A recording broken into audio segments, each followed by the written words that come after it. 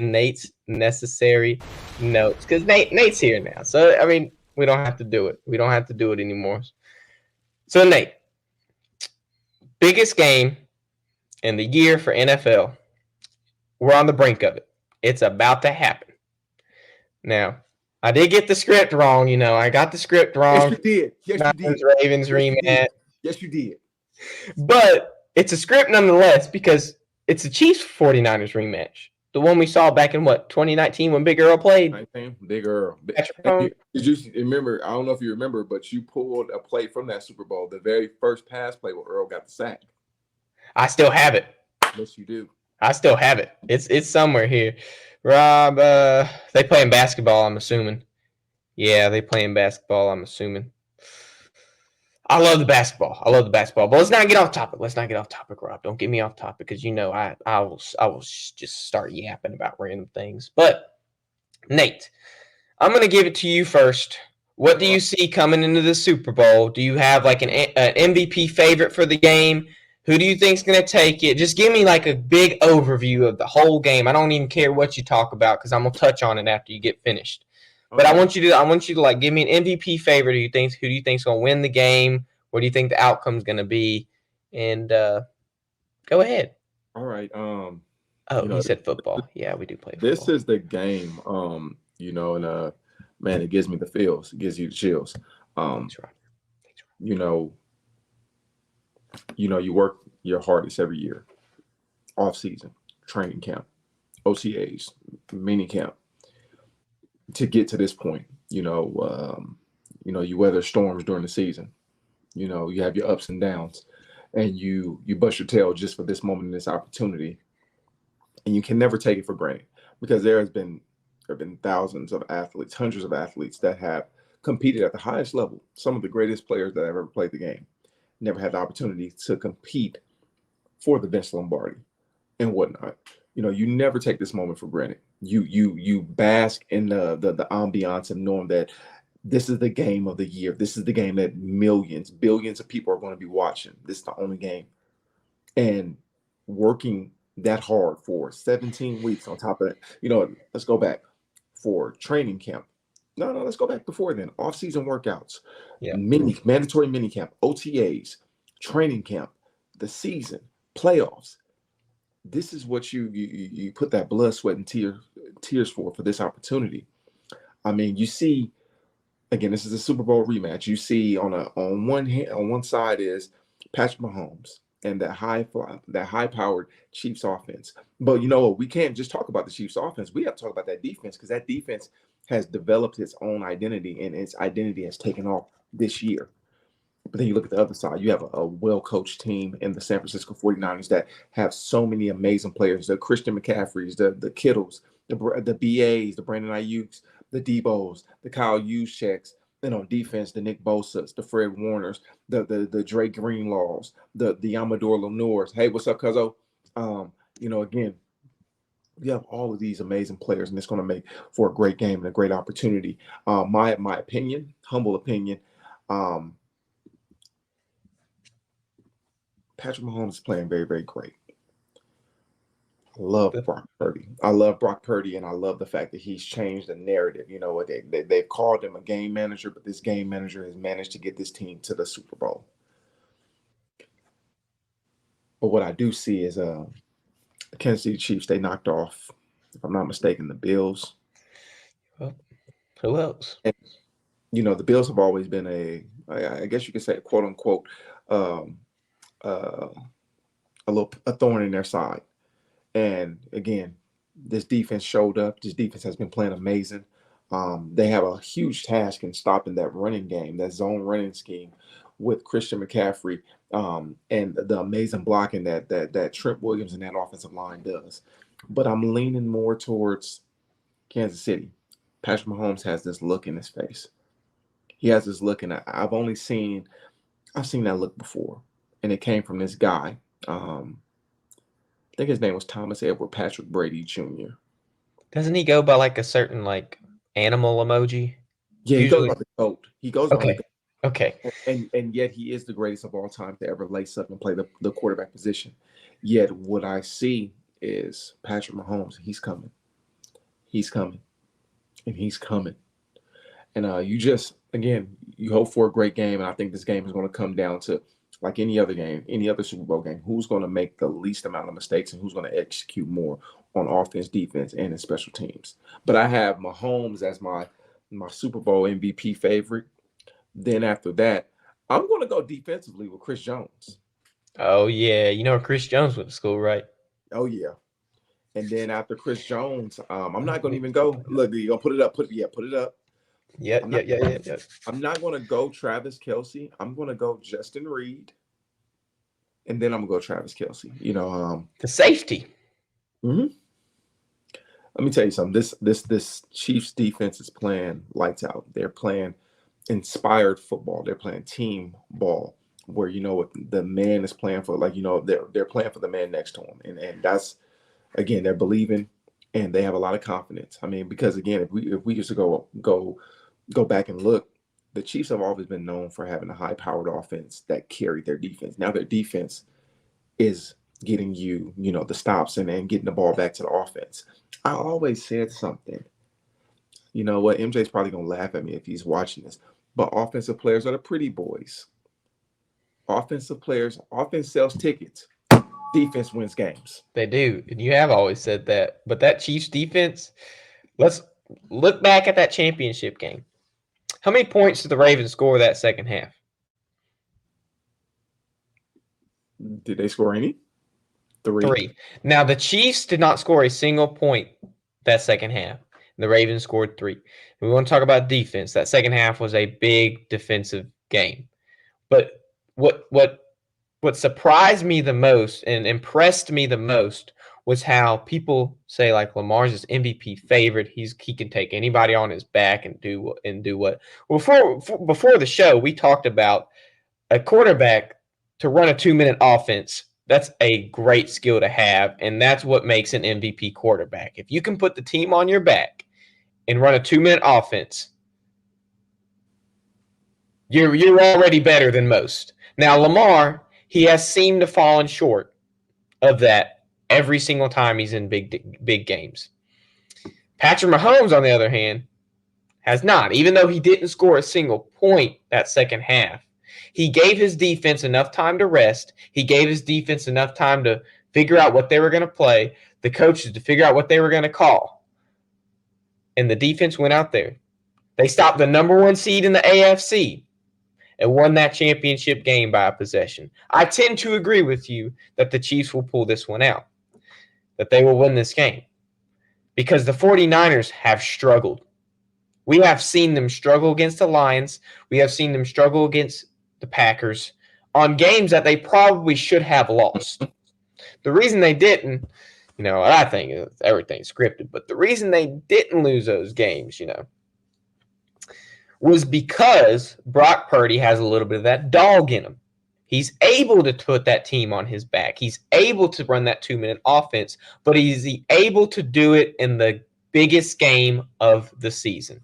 Is he able to do it in the biggest game of his career, the biggest game that he could possibly think of, the biggest game for Kyle Shanahan and that coaching staff, for the fact of the matter? Because if Kyle Shanahan don't pull this one out and he don't win, how much longer do we see him in San Fran? Oh man, he's gonna be there for a while. I mean, let's get this straight. Let's get this straight. Winning games in the NFL by itself is hard. Yes, that's hard. That's a hard and tall task. He's won games. He's made it to the big game. With that roster and with that nucleus, he's going to win him a Super Bowl. He's going to win a couple Super Bowls in San Fran. Yet, I hope so. It again, you have sometimes the ball doesn't go your way, so it's like you got to take it for what it is, and it sucks. But that's the competitive nature of the game. That's the competitive morale and juices that you get, because again, you have to get yourself mentally prepared to go do this all over again next year. And the driving point in doing it all over again is that you get to see the team that hoisted that Vince Lombardi trophy, and you get the chance to see that. You're going to see that on TV. You're going to see that, yeah, all throughout the off season and so forth and whatnot. And that's what fuels you, because you know what, in your mind, mentally, that's going to be you. That's, hey, I want to be, what, I want to be that person that hoists that Vince Lombardi.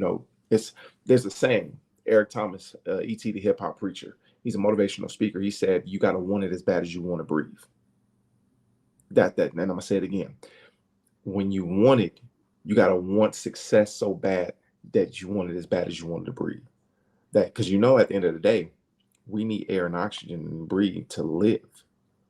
That means you're equating your success to you basically living. And that's because you want it that bad. And that's the thing right there. Again, Kyle Shanahan's done a hell of a job. And again, he's done a hell of a job. And you see how you know, the turn and the new coach now, that your players coach, that again, that's swag, laid back, again, teachers, but also adapting and know how to speak the lingo to these young players now and whatnot, to get them to perform and to get the best out of them. So Kyle Shanahan, coach and teacher, mentor, motivator, he's all that in one. And I see him being in San Francisco for a while. And I see him winning a couple of Super Bowls. Rob asked, you still think Reed retires with the win? We're talking about Justin, right? No, we're not talking. We're talking about Oh, Red. Andy. We're talking about Andy Reid. We talk about Okay, Red. that slipped my mind. Okay, let's talk about that for a second. That's a good idea, Rob. Let's talk about that. What else does Andy Reid have to prove if he goes ahead and wins the Super Bowl? He has nothing to prove. You know what? Andy Reid, Hall of Fame coach, Hall of Fame man, Hall of Fame person. He's done everything that he needs to do. I see Andy, going out on top. I see him going out on top. You know what? He's done it his way. And the tide is changing. Again, Bill Belichick is gone. Coach Pete Carroll is gone. Really the only coach that's left from that quote unquote era of coaching is Andy Reid and Mike Tomlin. I may be missing someone. You are missing someone that's very near and dear to my heart.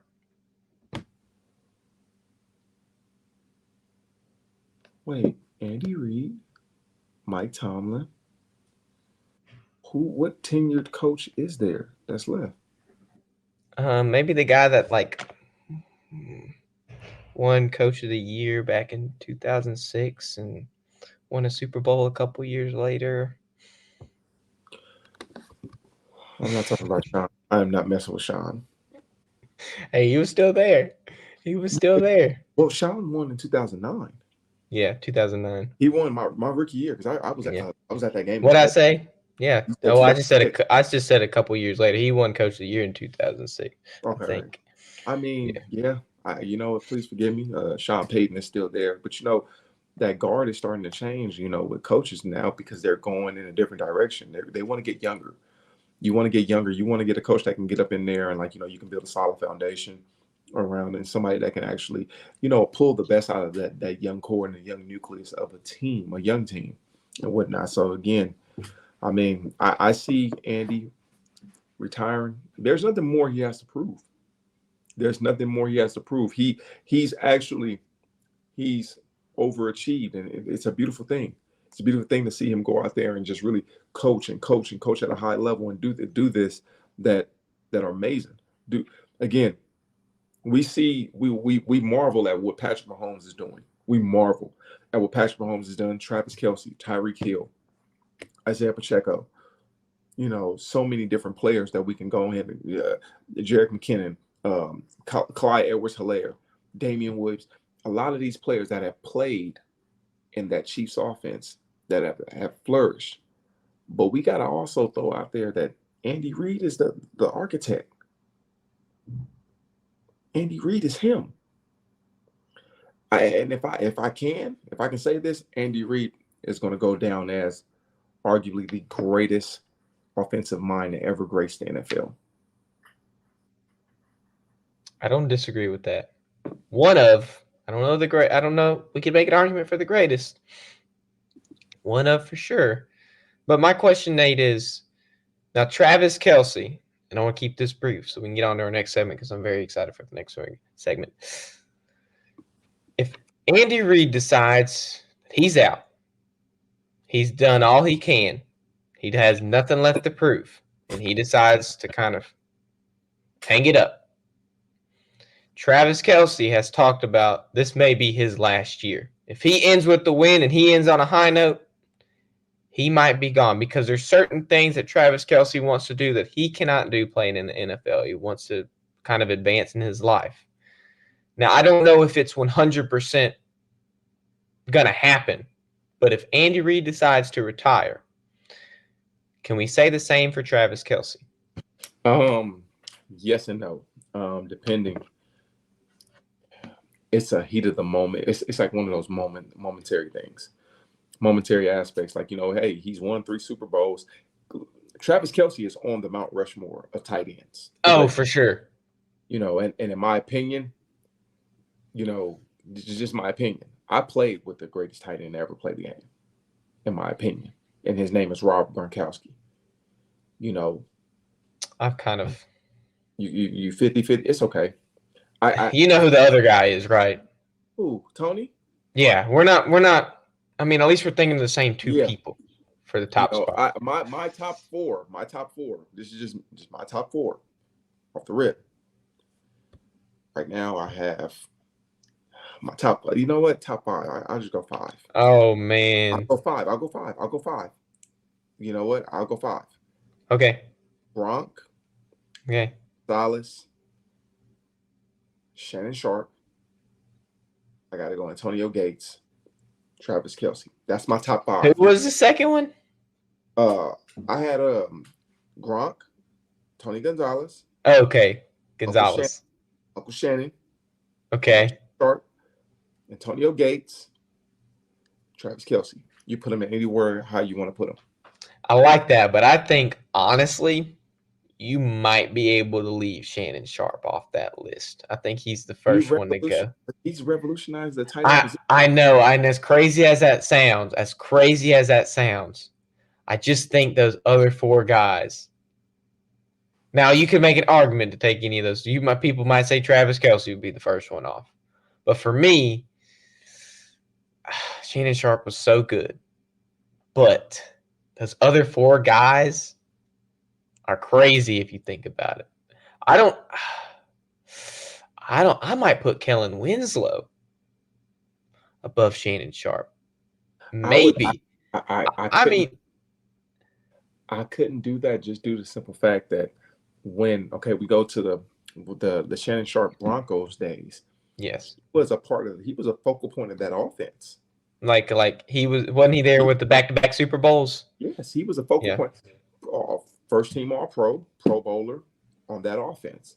He's good. He's good. Yeah. And then we go a couple of years later with the Baltimore Ravens. And that arguably I say the Baltimore Ravens, it's like 1-1A. The Baltimore Ravens have the greatest defense behind the Chicago Bears, the 85 Bears. And that 2000 Ravens team, and Shannon Sharp was a contributor. Like he was a big time contributor on that offense because that offense could barely score like 10 points 12 points a game. Even in 2001, the year after. No. Yeah, even the next year, I think Shannon Sharp still competed at a top level. He's still putting up big numbers. And we have to acknowledge that. We have to acknowledge that.